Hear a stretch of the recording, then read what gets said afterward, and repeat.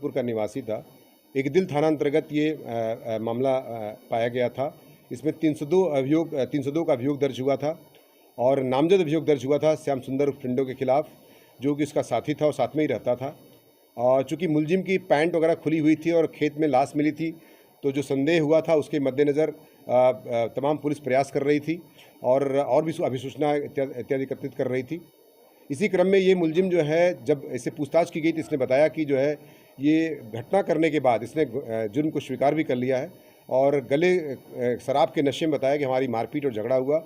यद्यपि प्रथम दृष्टया जो उस समय इमीडिएट रीज़न बताया इसने कि वो ममोज के लेकर झगड़ा भी हुआ और बाद में ये खेतों में चले गए और अपने निजी स्वार्थ में किसी कारण से इससे झगड़ा हुआ और झगड़ा होने के बाद उसने इसका हाथ दबाया, तो उसने इसका गला जो है करीब 8 मिनट तक लगातार दबाए रहा और जिससे इसने गला दबा के उसकी हत्या कर दी। और यही पोस्टमार्टम रिपोर्ट में ही आया हुआ है कि स्ट्रैंगुलेशन से उसकी एस्फिक्सिया हुआ और उसकी मृत्यु हो गई थी।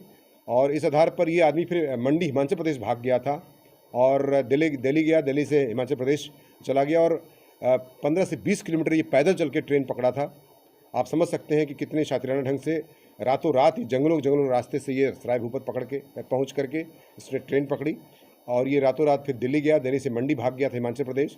पुलिस टिप ऑफ के आधार पर इसको गिरफ्तार करती है और 302 आईपीसी के तहत जो नामजद अभियुक्त भी था, 10,000 का इनाम भी इसके ऊपर था।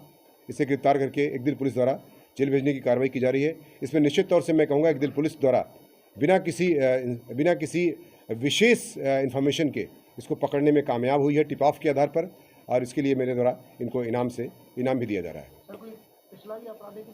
नहीं, अभी तक फिलहाल इसका आपराधिक इतिहास संज्ञान में नहीं आया है और न इसका थानों में भी इसके अलावा कोई आपराधिक इतिहास दर्ज है।